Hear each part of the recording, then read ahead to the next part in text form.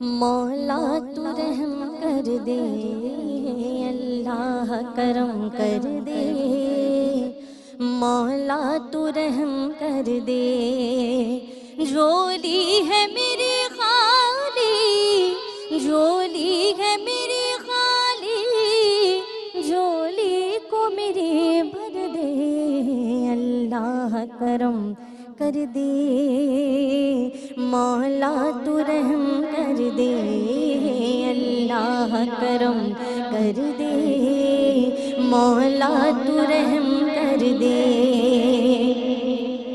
تیری ذات والا اے مولا ہے میرا حوالہ، اے مولا دو جگ کی والی، اے مولا تیری شان نرالی، اے مولا میں تیرا سوالی، اے مولا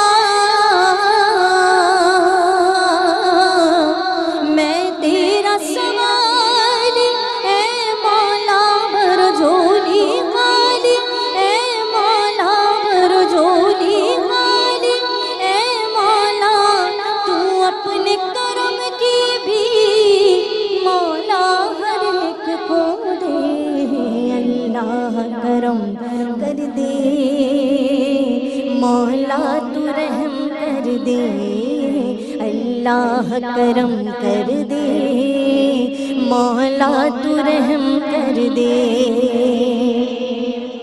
مجرم میں بڑا ہوں اے مولا، بندہ تو تیرا ہوں اے مولا، اب معاف عطا کر اے مولا، مجھے بھی عطا کر اے مولا، کرتا ہوں دعائیں اے مولا، کرتا ہوں دعائیں اے مولا، کرتا ہوں دعائیں اے مولا، دیتا ہوں صدائیں اے مولا، دیتا ہوں صدائیں اے مولا، میری سب خطائیں مولا اب گزر کر دے، اللہ کرم کر دے، مولا تو رحم کر دے، اللہ کرم کر دے، مولا تو رحم کر دے، ماشاءاللہ ماشاءاللہ۔ جھولی ہے میری خالی، جھولی ہے میری خالی، جھولی کو میری بھر دے، اللہ کرم کر دے، مولا تو رحم کر دے۔ سبحان اللہ، ماشاء اللہ ماشاء اللہ، خوبصورت انداز، بہت خوبصورت کلام اللہ رب العزت کے بابرکت نام سے آغاز کیا چاہتا ہے۔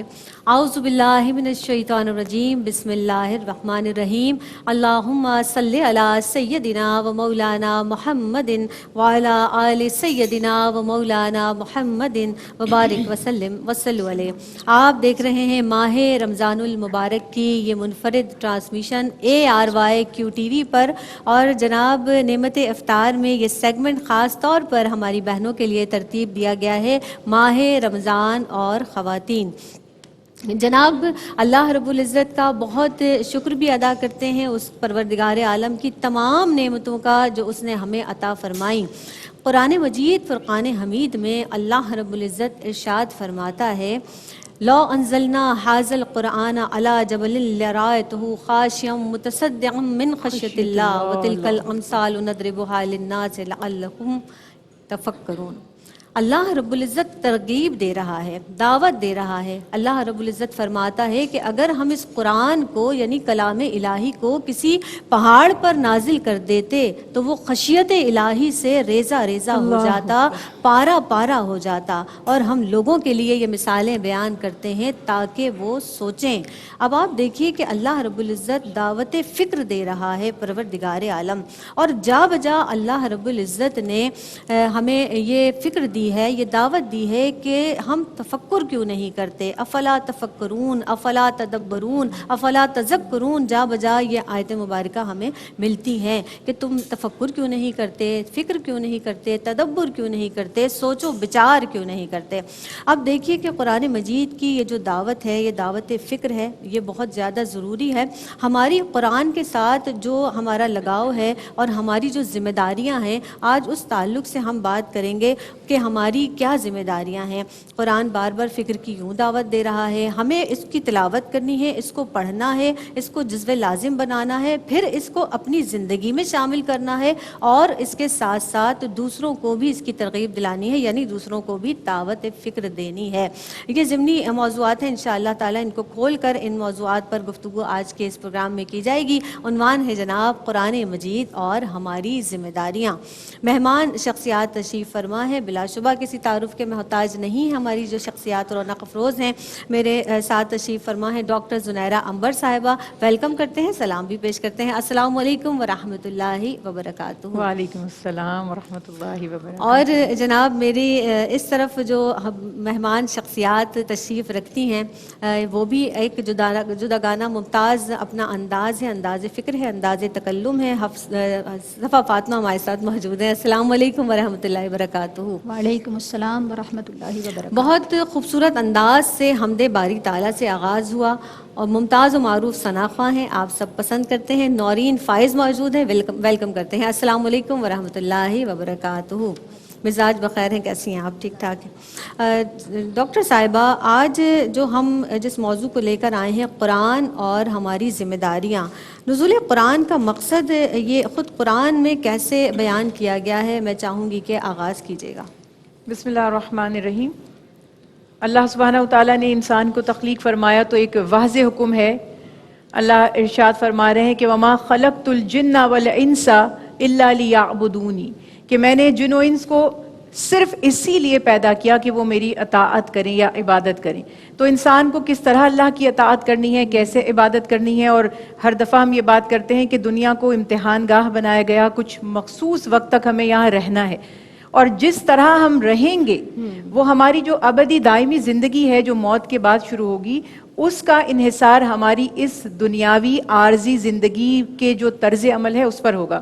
تو اللہ سبحانہ وتعالیٰ نے واضح فرما دیا، انسان کو جب زمین پر بھیجا، ابتدا سے دیکھتے ہیں آدم علیہ السلام کی تخلیق کے واقعات میں کہ انسان کو زمین پر بھیجا اور فرما دیا کہ ہر دور میں اس کی ہدایت کے لیے انبیاء اور رسول تشریف لاتے رہیں گے، پیغام پہنچاتے رہیں گے، اور یہ سلسلہ جو نبوت کا تھا اور ہدایت کا تھا اس کی تکمیل ہو گئی محمد مصطفیٰ احمد مجتبیٰ خاتم النبیین رسول کریم صلی اللہ علیہ وسلم پر، اور آپ کو ایک واضح منشور حیات، لاہ عمل، یعنی عمل کی کتاب، کہ وہ کیا طریقہ کار ہونا چاہیے جس سے ہم اپنی دنیاوی اور اخروی زندگی کو پرفیکٹ کامیاب بنا سکتے ہیں، اس کے لیے اللہ نے ہمیں کتاب ہدایت یعنی قرآن پاک عطا فرما دیا۔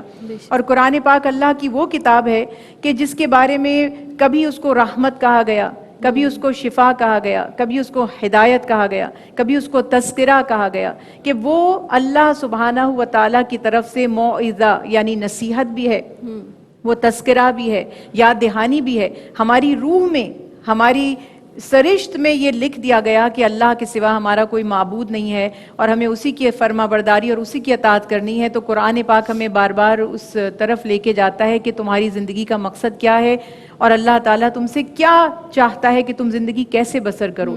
تو قرآن پاک کو کہیں کہا جا رہا ہے ہدی للناس، اور کہیں کہا جا رہا ہے ہدی للمتقین، ہدایت یعنی راہ دکھانے کی چیز، جس کو آپ کہتے ہیں نا کہ یہ جو ہے مینول ہے یا یہ انسٹرکشن کی ایک کتاب ہے، اور یہ انسٹرکشن صرف دنیا کے لیے نہیں ہے، یہ دنیا اور آخرت دونوں کے لیے ہیں۔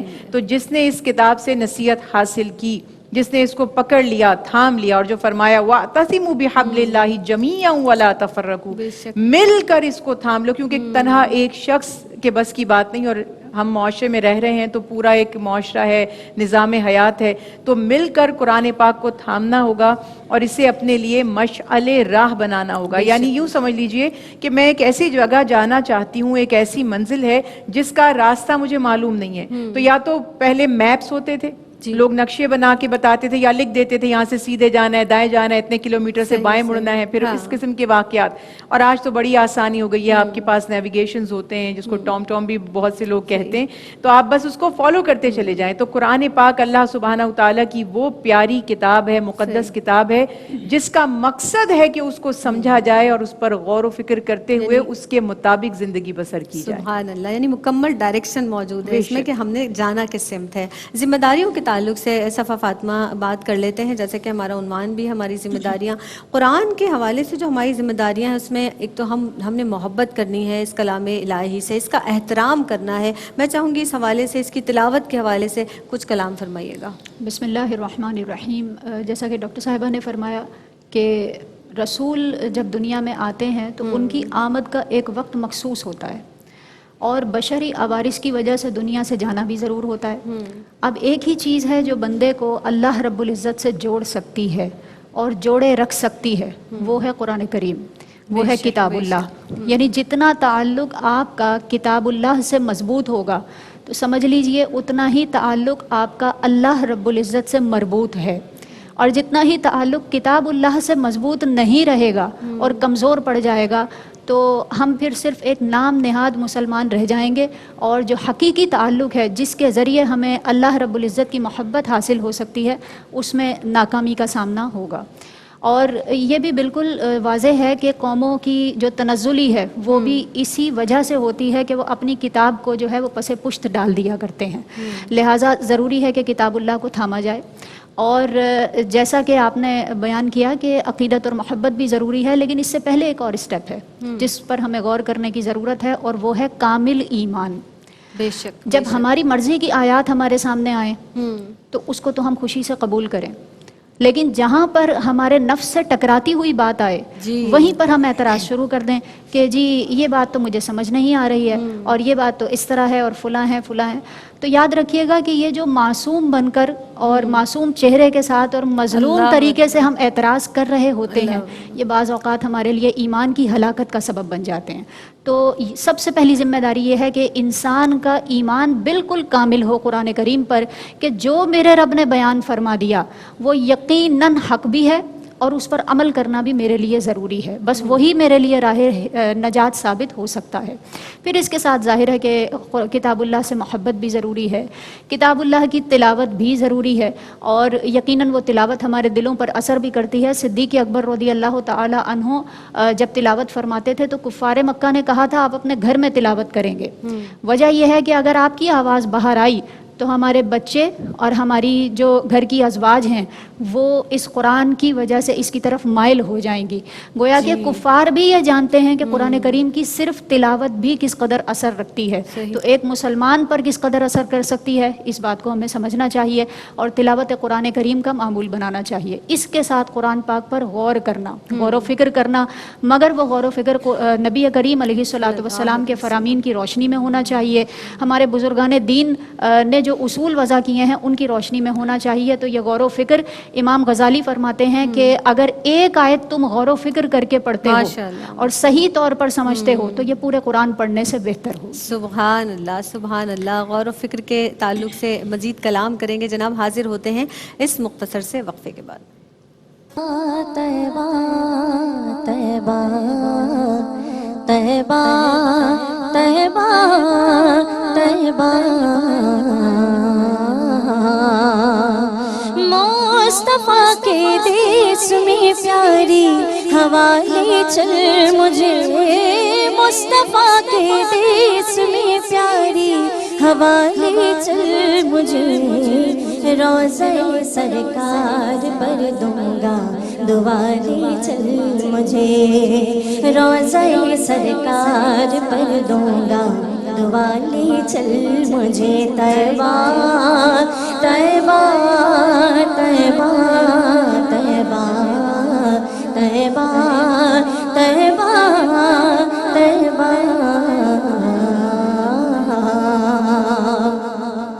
اور کہتے ہیں کہ زندگی میں کل کبھی آتی نہیں، کہتے ہیں کہ زندگی میں کل کبھی آتی نہیں، ان کے در پر آج ہی بادے صبا لے چل مجھے، ان کے در پر آج ہی بادے صبا لے چل مجھے، طیبہ طیبہ طیبہ طیبہ طیبہ طیبہ طیبہ۔ سبحان اللہ۔ اے مدینے کے مسافر ہو کسی کو نہ خبر، اے مدینے کے مسافر ہو کسی کو نہ خبر، اس طرح سے اپنی پلکوں میں چھپا لے چل مجھے، اس طرح سے اپنی پلکوں میں چھپا لے چل مجھے، طیبہ طیبہ طیبہ طیبہ طیبہ طیبہ طیبہ۔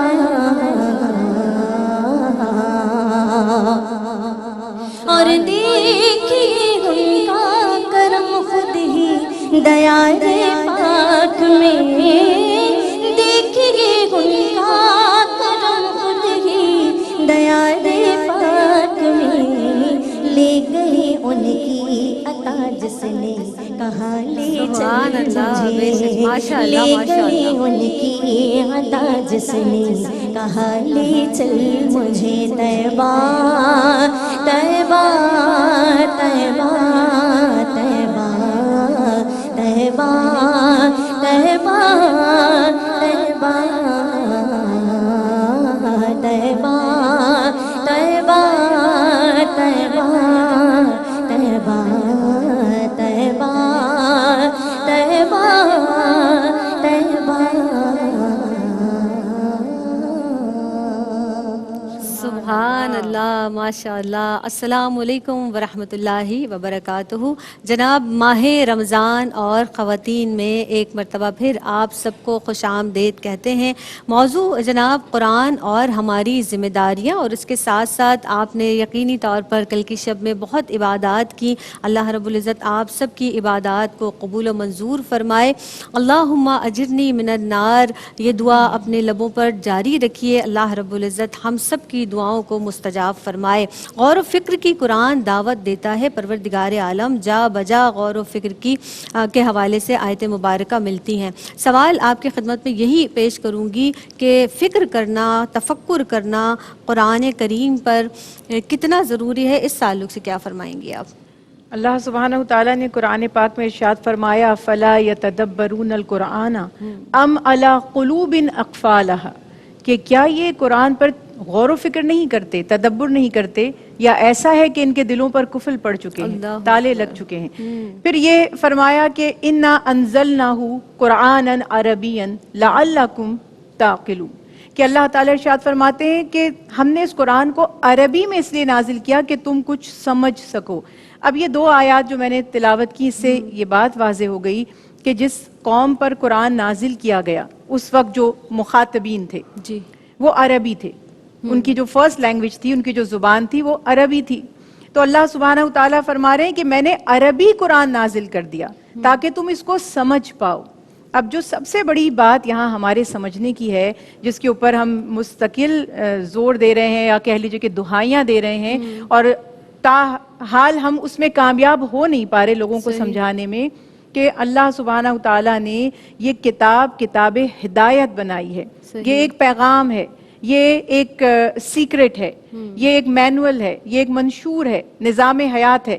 جب تک آپ اس کو سمجھیں گے نہیں، اس پر غور نہیں کریں گے، تب تک اس سے فیض حاصل نہیں کر سکیں گے۔ اور اللہ سبحانہ وتعالیٰ نے واضح طور پر یہاں فرما دیا کہ یہ راہ دکھاتا ہے، یعنی تمہیں راستہ بتاتا ہے۔ اب مسئلہ یہ ہے کہ اس کا سمجھنا دو طرح کا ہے، ایک تو ظاہراً، جیسے حلال کیا ہے، حرام کیا ہے، پچھلی قوموں کے واقعات جو ہمارے لیے عبرت ہیں، نصیحتیں ہیں، پھر اللہ سبحانہ وتعالیٰ کی شان، اس کی قدرت اور مختلف نظریات۔ اور پھر جب اس کا ایک فردر سٹیپ آپ آگے جاتے ہیں تو وہ ہے تدبر، تفکر، یعنی دنیاوی علوم پر بھی غور کرنا۔ یہ جو میتھمیٹکس ہے، یہ جو علم فلکیات ہے، یہ جو جغرافیہ ہے، یہ جو معاشیات ہے جس کو عمرانیات آپ کہہ رہے ہیں، مختلف نظام کائنات میں کیا کیا کچھ ہے، گلیکسیز کے بارے میں آپ دیکھ رہے ہیں، پلانٹس کے بارے میں دیکھ رہے ہیں، پودوں کی ایک الگ حیات ہے، صحیح، سمندر کے اندر الگ علوم ہیں. یہ تمام علوم اللہ سبحانہ و تعالیٰ نے، یعنی ہم میں سے کچھ لوگوں نے یوں سمجھ لیا کہ بس یہ غور کرنا ہے کہ میرے رب کی شان کیا ہے اور اس کی قدرت کیا ہے اور اس کی ایگزسٹنس کیا ہے اور اس کی توحید کیا ہے.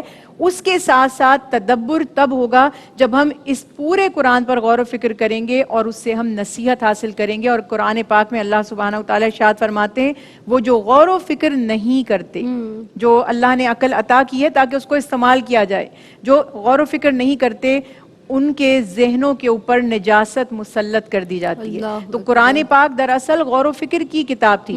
اور جو میں عرض کرنا چاہوں گی وہ یہ کہ جو میں نے ابھی کہا کہ عربی میں نازل کیا، تو اب چونکہ قرآن تا قیامت واحد کتاب ہدایت ہے اور اس کے بعد کوئی کتاب نازل نہیں ہوگی اور نہ محمد رسول اللہ صلی اللہ علیہ وسلم کے بعد کوئی نبی یا رسول تشریف لائیں گے، تو دنیا کے ہر شخص کی یہ ذمہ داری ہے، یہ واجب ہے اس کے اوپر کہ وہ قرآن پاک کو اپنی زبان میں سمجھے. جتنا زیادہ وہ اپنی زبان میں اس کو سمجھے گا تبھی وہ غور و فکر کر سکے گا. اب آپ کو عربی زبان نہیں آتی، آپ اس کو 50 دفعہ پڑھیں یا 100 دفعہ پڑھیں یا 1,00,000 دفعہ پڑھیں، یقیناً امید اللہ کی رحمت سے ہے کہ ثواب تو مل جائے گا لیکن مقصد پورا نہیں ہوگا. یہ بالکل اسی طرح ہے کہ جیسے میں نے آپ کو ایک پیغام بھیجا اور میں آپ کے اوپر سمجھ لیجئے کہ باس ہوں، آپ میرے ماتحت ہیں، تو پیغام میں نے آپ کو بھیجا اور اس میں کچھ یقیناً انسٹرکشنز تھیں. آپ نے وہ پیغام پڑھا اور آپ بار بار پڑھ رہے ہیں اور آپ چاہے اس کو چوم بھی رہے ہیں، عقیدت بھی رکھتے ہیں. اس سے یہ ثابت تو ہو گیا کہ آپ اس کلام کی یا اس میسج کی رسپیکٹ تو کر رہے ہیں، آپ کے نزدیک اس کی اہمیت تو ہے، آپ اس سے منحرف نہیں ہیں، اس سے باغی نہیں ہیں. لیکن چونکہ آپ اس کو سمجھ نہیں رہے تو آپ عمل نہیں کر پا رہے. صحیح. تو اصل اس وقت جو بار بار تاکید کرنے کا مقصد یہ ہے کہ قرآن پاک پر غور و فکر ہمیں کرنا ہے. اور اس سلسلے میں رسول اللہ صلی اللہ علیہ وسلم نے اتنی پیاری حدیث بیان فرما دی کہ آپ نے فرمایا ایک ساتھ میں رات کے اٹھ کر جس شخص نے اللہ کے کسی ایک حکم پر، قرآن کی کسی ایک آیت پر تدبر کر لیا، غور کر لیا، یعنی سمجھ لیا. ہم پڑھتے تو بہت دفعہ تھے لیکن ہم نے سوچا یہ اس میں اصل حکم تھا کیا. اب آپ گئے اور آپ نے اپنی زبان میں، جس کی جو زبان ہے، اس کا ترجمہ دیکھا، تھوڑی سی اس کی تفسیر دیکھی اور آپ مطمئن ہو گئے کہ آج مجھے سمجھ آیا کہ اس آیت مبارکہ کا مطلب کیا تھا. اب آپ گئے اور جا کر دوبارہ سو گئے.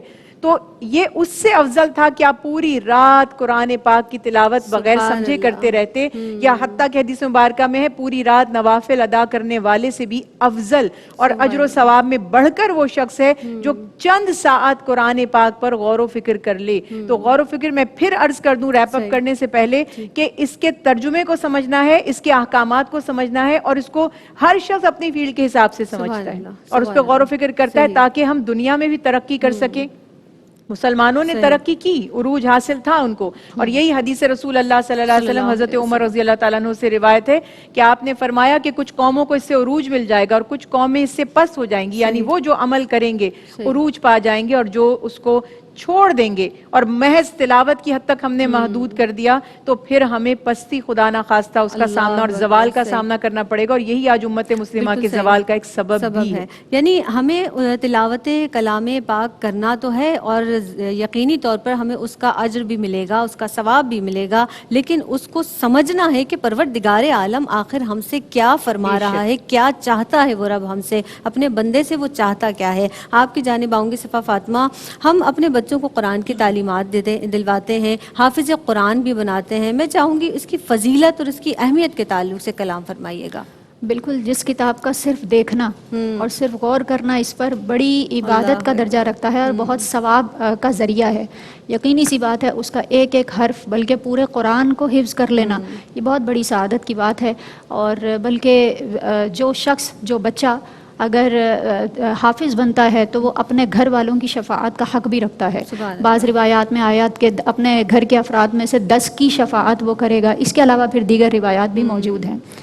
اسی طرح نبی کریم علیہ الصلاۃ والسلام کی حدیث پاک ہے کہ جو لوگ غزوہ احد میں شہید ہوئے، حضرت جابر رضی اللہ تعالیٰ عنہ فرماتے ہیں کہ سرکار دو عالم صلی اللہ علیہ وآلہ وسلم نے پوچھا کہ ان میں سے حفاظ یعنی زیادہ قرآن کن کو یاد تھا، حافظ زیادہ کون تھے؟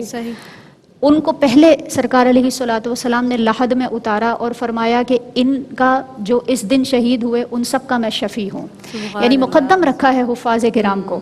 تو یہاں پر ہماری یہ بھی ذمہ داری ہے کہ اگر ہم اپنے بچوں کو حفظ کرواتے ہیں تو پہلی بات تو یہ کہ وہ بھولیں نہیں، جتنا یاد کروایا ہے، جتنا حفظ کروایا ہے، اگر پورا کلام پاک حفظ ہے تو اس کو یاد رکھنے کا پراپر ایک انتظام ہو۔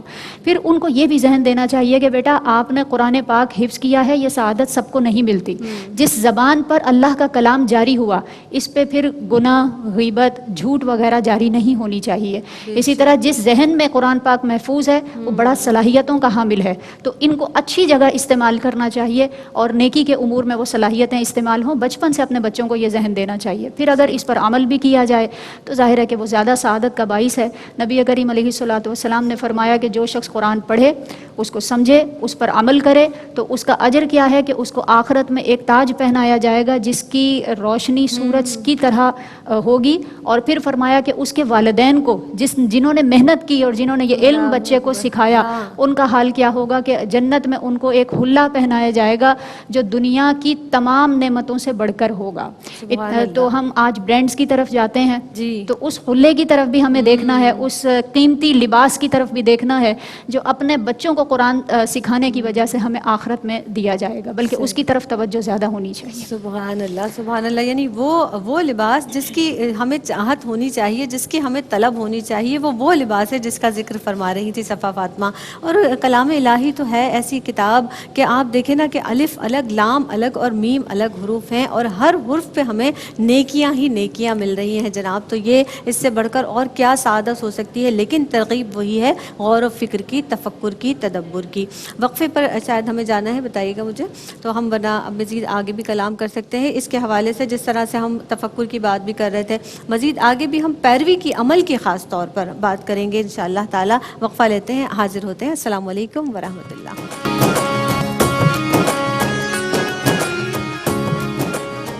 السلام علیکم ورحمۃ اللہ وبرکاتہ۔ ماہ رمضان اور خواتین میں حاضر خدمت ہیں جناب۔ بات ہو رہی ہے کلام الہی کی، اور یہ ماہ مبارک جو نزول قرآن کا مہینہ ہے، زیادہ ذکر، زیادہ افضل ہے کہ اس ماہ مبارک میں کثرت سے اس کی تلاوت کی جائے۔ تو تلاوت بھی کر رہے ہیں، غور و فکر کی بھی بات ہوئی کہ غور و فکر کرنا ہے، اس میں کیا ہدایات ہمارے لیے پوشیدہ ہیں، ان رازوں کو بھی ہمیں جاننا ہے، تسخیر کرنا ہے بیسکلی۔ اس کے ساتھ ساتھ اب جو بات ہو رہی ہے، ہونے جا رہی ہے جناب، وہ ہے امپلیمنٹ کی بات، کہ کہاں اپنی زندگیوں پر اس کو لاگو کرنا ہے۔ ہمارے ساتھ زنیرہ انور صاحبہ تشریف فرما ہے۔ ڈاکٹر صاحبہ، عمل پیرا کیسے ہوا جائے، اس حوالے سے ہماری تعلیم فرمائیے، ہمیں تھوڑی سی ہماری رہنمائی فرما دیجیے۔ نزول قرآن پاک کے اسباب قرآن پاک میں ہی بے شمار مقام پر فرمائے گئے، جو ہم بار بار بات کر رہے ہیں کہ ہدایت، یہ کتاب ہدایت ہے۔ اللہ سبحانہ وتعالیٰ نے اس کو فرقان بھی کہا کہ وہ کتاب یا وہ چیز جو حق اور باطل کو جدا جدا کر کے اس کی پہچان کروا دے۔ پھر اللہ سبحانہ وتعالیٰ نے اس کو نشانی بھی کہا، آیت، پھر اللہ نے اس کو تذکرہ بھی کہا کہ یہ نصیحت ہے، یاد دہانی ہے۔ تو یہی یہاں پر فرمایا گیا کہ یا ایھا الناس قد جاءتکم، اے وہ لوگوں جو مخاطبین یعنی انسان، جاءتکم موعظات من ربکم، کہ اے انسانوں، اے لوگوں، تمہارے پاس اللہ کی طرف سے ایک موعظ یعنی واعظ یا نصیحت آ پہنچی ہے۔ تو نصیحت آتی کس لیے ہے، نصیحت کی کس لیے جاتی ہے؟ نصیحت دل کو بہلانے کے لیے نہیں کی جاتی، نہ ثواب حاصل کرنے کے لیے کی جاتی ہے، بلکہ وہ وارننگ دینے کے لیے کی جاتی ہے۔ وہ نصیحت کا مقصد یہ ہے کہ آپ اس کے اوپر عمل کریں اور اس سے فائدہ حاصل کریں، فیض حاصل کریں۔ اصل بات دراصل یہ ہے جس کو بہت زیادہ اسپیشلی ہمارے ہاں جن کی زبان عربی نہیں ہے، ایک بہت بڑا مسکنسیپشن ہے، وہ یہ ہے کہ ہم یہ نہیں سمجھ پا رہے کہ اللہ سبحانہ وتعالیٰ نے تلاوت کا بار بار حکم کیوں دیا تھا اور تلاوت کا اجر و ثواب کیوں رکھا تھا۔ دیکھ رہے ہیں کہ قرآن عربی میں نازل ہوا اور وہ قوم جس کی زبان تھی اس کو کہا جا رہا ہے بار بار پڑھو، اسے کہا جا رہا ہے اسے حفظ کر لو، یاد کر لو۔ یعنی ان کو وہ ایشوز نہیں ہیں جو ہمیں ہیں، یعنی ہماری تو یہ زبان ہی نہیں ہے، ہمیں تو پہلے اس کو سمجھنا ہے۔ تو قرآن عمل کے لیے نازل ہوا، اور اس پر عمل تبھی ہو سکے گا جب آپ اس کو سمجھیں گے۔ اور قرآن پاک میں سورہ جمعہ میں جو اہل کتاب کا خصوصاً یہود کا تذکرہ کیا گیا کہ وہ جو حاملین توریت تھے، اللہ تعالیٰ ارشاد فرماتے ہیں کہ ان کی بے عملی کے سبب کہ انہوں نے اس پر عمل نہیں کیا تو حال ایسا ہے کہ جیسے کسی گدھے کے اوپر کتابیں لاد دی گئی ہوں تو وہ محض اس کا بوجھ اٹھاتا ہے، اس سے اس کو کوئی فضیلت، کوئی فیض، کوئی فائدہ حاصل نہیں ہوتا. تو اللہ تعالیٰ فرماتے ہیں کہ یہ وہ لوگ ہیں جنہوں نے اس کی قدر نہیں کی، لہٰذا اللہ ایسے لوگوں کو ہدایت نہیں دیتا. تو قرآن پاک عمل کے لیے ہی نازل ہوا. یہ میں پھر ریپیٹ کروں گی کہ جو بار بار تلاوت کا حکم ہے وہ اسی لیے ہے کہ آپ کے دل و دماغ میں وہ احکامات پیوست ہو جائیں. اس کا اجر بھی اسی لیے رکھا کہ شوق سے بار بار اس کو پڑھیں. ہماری بد نصیبی یہ ہے کہ بغیر سمجھے ہم اس کو پڑھتے ہیں اور ہم سمجھتے ہیں ہم نے اس کا حق ادا کر دیا. اور قرآن پاک کا یہ حق ہے کہ ہم اس پر عمل کریں، اس پہ غور و فکر کریں. تو عمل کے لیے ہی تو نازل ہوا ہے. بالکل صحیح. اب یہ پھر وہی بات کہ وہ جو آپ کو تلاوت کا ثواب ملتا ہے یا تلاوت کا حکم ہے وہ اسی لیے ہے کہ ریپیٹ ہوتے جائیں گے احکامات. تو اس بات پر ہمیں توجہ رکھنی ہے کہ اگر ہم قرآن پاک پر عمل نہیں کرتے تو پھر قیامت کے دن وہ جو اللہ کے حبیب اپنی قوم کی شکایت کریں گے کہ اے میرے رب میری قوم نے قرآن چھوڑ رکھا تھا. تو یہ ان لوگوں کے لیے نہیں ہے جو اس پر ایمان نہیں لائے تھے، نہ یہ ان لوگوں کے لیے ہے جو اس کی تلاوت نہیں کرتے تھے، یہ ان لوگوں کے لیے ہے جو اس پر عمل نہیں کرتے تھے. تو یہ عمل کی کتاب ہے، عمل کے لیے ہی نازل ہوا ہے. اور اسی لیے بار بار کہا جا رہا ہے کہ آپ پڑھتے چلے جائیں تاکہ کوئی ایک لمحہ تو ایسا ہوگا جب بات دل میں اتر جائے گی. تو رسول اللہ صلی اللہ علیہ وسلم کی تعلیمات ہیں کہ جس نے قرآن پاک پر عمل نہیں کیا اور محض اس کو پڑھا. اچھا یہ پھر ذہن میں رکھیے گا کہ وہ پڑھنے والے وہ ہیں جو زبان سمجھتے ہیں، وہ ہمارے جیسے نہیں ہیں کہ جنہیں عربی سے واقفیت نہیں ہے. فرمایا کہ وہ ایسے پھول کی مانند ہے قرآن کو بغیر عمل کیے پڑھنا کہ وہ خوشبو نہیں دے رہا مگر دیکھنے میں حسین اور خوبصورت ہے. تو اس حساب سے یہ تو ایک معمولی ایک مائنر ہم تشبیہ دینے کے لیے بات کرتے ہیں، مگر اصل بات یہی ہے کہ کتنا ہی ہم قرآن سے لگاؤ رکھیں تو پھر وہی والی بات آ گئی کہ جو حاملین توریت کے لیے کہا گیا کہ اگر تم اس پر عمل نہیں کرتے، اگر تم اس کے مطابق اطاعت نہیں کرتے تو اللہ سبحانہ وتعالیٰ اس وجہ سے تم سے راضی نہیں ہے کہ تم اہل کتاب ہو.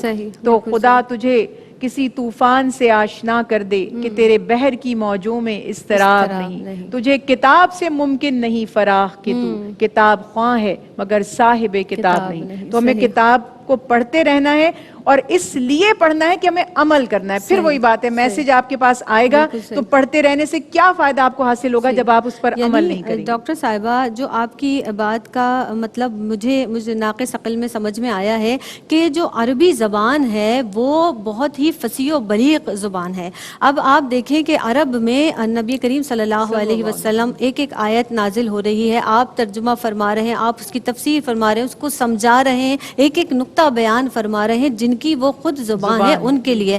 تو ہم کیونکہ صاحب زبان نہیں ہیں تو سب سے پہلے تو ہمیں عربی کے حوالے سے اس کو سیکھنا ہے. تبھی تو ہمارے اندر وہ خشیت پیدا ہوگی کہ جب ہم احکامات پڑھیں گے تو ہمیں پتہ چلے گا کہ کہاں احکامات ہیں، کہاں وعیدیں سنائی گئی ہیں ہمیں خوف ہوگا، کہاں خوشخبری سنائی گئی ہے وہ بھی ہمیں سمجھ میں آئے گی. پھر جو انبیاء علیہم الصلاۃ والسلام کے واقعات ہیں ان سے جو عبرت حاصل کرنی ہے وہ بھی ہمیں پتہ چلے گی. یعنی تمام چیزیں ہمیں جب پتہ چلیں گی کہ جب ہم اس زبان کو سمجھ سکیں گے. آپ کی جانب بڑھتی ہوں صفا فاطمہ. اب ہم نے اس کو سمجھا، اس کو عمل بھی اپنی زندگی میں لاگو بھی کیا الحمدللہ. پھر آپ یہ بتائیے کہ اگلی جو سیڑھی ہے وہ ہے کہ تم میں بہترین وہ ہے جو قرآن سیکھے اور پھر دوسروں کو سکھائے. دوسروں کو سکھانے کے حوالے سے، ترغیب دینے کے حوالے سے فرمائیے گا. جی بالکل، خود سیکھنا بھی جیسا کہ سرکار علیہ الصلوۃ والسلام نے فرمایا حضرت ابو ذر غفاری رضی اللہ تعالیٰ عنہ سے کہ تمہارا ایک آیت کو سیکھنا یہ 100 رکعت نماز نفل پڑھنے سے بہتر ہے، اور علم کا ایک باب سیکھ لینا یہ 1000 رکعت نوافل پڑھنے سے بہتر ہے. لیکن پھر ظاہر ہے کہ جب سیکھا ہے تو اس کو آگے بیان بھی کیا جائے گا. حق نے کی ہیں دوہری دوہری خدمتیں تیرے سپرد، خود تڑپنا ہی نہیں اوروں کو تڑپانا بھی ہے، اور خود سراپا نور بن جانے سے کب چلتا ہے کام، تجھ کو اس ظلمت کدے میں نور پھیلانا بھی ہے. بہت اچھے، دوسروں کو بھی بیان کرنا ہے. اسی لیے قرآن نے بیان فرمایا تھا وَقُوا أَنفُسَكُمْ وَأَهْلِكُمْ نَارًا، اپنے آپ کو اور اپنے اہل کو دوزخ کی آگ سے بچاؤ جس کا ایندھن آدمی اور پتھر ہیں. تو کہیں ایسا نہ ہو کہ ہم یا ہمارے گھر والے اس چیز کا شکار ہوں. تو اس سے بچانے کے لیے کتاب اللہ سے تعلق ہمارا مضبوط ہونا چاہیے اور خود بھی عمل کرنا ہے اور دوسروں تک بھی اس کا پیغام پہنچانا ہے. بلکہ مزید فرمایا وَأْمُرْ بالعرف، یعنی دوسروں کو، یعنی اپنے گھر والوں کو تو دینا ہی ہے پیغام، لیکن اس کے علاوہ جہاں جہاں تک قرآن کے پیغام کو عام کیا جا سکے وہاں تک اس پیغام کو پہنچانا ہے۔ قرآن کریم میں اللہ رب العزت نے شب قدر کے ساتھ قرآن کریم کا ذکر فرمایا انا انزلناہ فی لیلۃ القدر، ہم نے اس قرآن کو لیلۃ القدر میں نازل کیا۔ یہاں سے ہمیں سمجھنا ہوگا کہ آخر کیا ایسی وجہ ہے کہ یہ لیلۃ القدر کے ساتھ قرآن کریم کو ذکر کیا جا رہا ہے، خاص اس رات میں جس کو 1000 مہینوں سے بہتر قرار دیا گیا۔ تو معلوم ہوا کہ اللہ رب العزت کی بارگاہ میں جب ہم شب قدر کی تلاش کے لیے، اس کی رضا کے لیے جھک جائیں گے اور برکتیں حاصل کریں گے، اور ہمارے اعمال کی اس رات میں خصوصی طور پر قدر کی جائے گی، تو پوری زندگی اگر ہم چاہتے ہیں کہ قابل قدر ہو جائے تو قرآن کریم سے ہمارا تعلق مضبوط بھی ہو اور ہم دوسروں تک اس کے پیغام کو پہنچائیں بھی۔ جس طرح اس رات میں کوشش کی ہے، اس طرح قرآن کریم کے احکامات پر عمل کرنے کی کوشش بھی جاری رہنی چاہیے۔ شب قدر کی بھی تو تلاش کی ہے نا، کئی راتیں ہم تلاش کرتے ہیں اور اسی طرح یہ سلسلہ جاری رہتا ہے، تو پھر زندگی میں بھی قرآن کے نفاذ کی کوشش اسی طرح جاری و ساری رہنی چاہیے۔ جیسا کہ نبی کریم علیہ الصلوۃ والسلام نے ارشاد فرمایا تھا کہ میں تمہارے درمیان 2 چیزیں چھوڑ کر جا رہا ہوں، کتاب اللہ، اہل بیت، اس کو تھام کر رکھنا تو کبھی گمراہ نہیں ہوگے۔ اور تھامنے کا مطلب کیا ہوتا ہے؟ انسان اس کو پڑھے بھی، اس سے عقیدت بھی رکھے، اس سے محبت بھی کرے، اور پھر اسی طرح خود اس کے اوپر عمل بھی کرے اور دوسروں تک بھی اس کا پیغام پہنچائے۔ ماشاء اللہ، سبحان اللہ، سبحان اللہ۔ بس آخر میں یہی التجا ہے آپ سے بھی، اور اللہ رب العزت عمل کی بھی توفیق دے کہ ہم بھی کہیں نہ کہیں قرآن سے بس جڑ جائیں کسی طرح سے، وہ رب کائنات جس نے یہ کلام الہی اتارا ہے۔ اور آپ دیکھیے کہ اس قدر خوبصورت زباں اور اس قدر خوبصورت انداز اس کلام الہی کا، تو بس یہ ہمیں سمجھ آ جائے۔ آپ کی آمد کا بہت بہت شکریہ ادا کروں گی۔ آپ تشریف لاتی ہیں صفا فاطمہ، ماشاءاللہ بہت علمی آپ کی طرف سے گفتگو جاتی ہے۔ نورین فائز، آپ نے ماشاءاللہ حمد باری تعالیٰ سے آغاز کیا، آپ ہی کی آواز میں اختتام بھی کریں گے۔ بس یہی آخر میں جو حاصل کلام ہے، کیونکہ یہ بار بار ہم یہی کہہ رہے ہیں کہ نزول قرآن کا مہینہ ہے، ایک شب اور بھی ہمیں ابھی باقی ہے، اس شب میں بس اس رب کو کسی طرح سے راضی کر لیجئے، جڑ جائیے اس رب کائنات کے جو احکامات ہیں ان کی پیروی کرنے کے اللہ رب العزت ہمیں توفیق عطا فرمائے۔ مجھے، ہم سب کو اپنی دعاؤں میں شامل حال رکھیے گا، اور یہ وطن جو خاص طور پر آج 27واں روزہ بھی ہے جناب، اس حوالے سے بھی اس وطن عزیز کے لیے بہت دعائیں کیجیے گا، اللہ رب العزت اسے بہت کامیابی اور بہت ترقی عطا فرمائے۔ فی امان اللہ۔ میں ادنا گدا ہوں، میں ادنا گدا ہوں، کرم کی نظر ہو، بڑا بے نوا ہوں، بڑا بے نوا ہوں، کرم کی نظر ہو، میں ادنا گدا ہوں، تیرے در کا چاک تیرا نام لیوا، تیرے در کا چاک تیرا نام لیوا، تیرے در کا چاک تیرا نام لیوا، میں تیرا گدا ہوں، میں تیرا گدا ہوں، کرم کی نظر ہو، میں ادنا گدا ہوں، میں ادنا گدا ہوں، درود و سلام کے غاروں کو لے